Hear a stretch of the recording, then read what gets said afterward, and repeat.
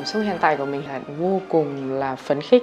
khi được quay trở lại lần thứ hai biểu diễn tại nhà hát Hồ Gươm trong vở La Traviata. Mà khán giả cũng rất là chào đón nồng nhiệt vào năm ngoái, và lần này trở lại thì mình đã có nhiều trải nghiệm hơn. Đây là lần diễn thứ hai của Thanh Bình ở trong cái vở La Traviata này, nhưng mà cái cảm xúc thì nó vẫn nguyên vẹn như cái tủa lúc mà lần đầu tiên được công diễn. Nó vẫn giữ nguyên cảm xúc, cái sự mới mẻ, cái sự tương tác với cả nhân vật, và cũng như là cái cách mà Alfredo vẫn sống, vẫn hiện hữu và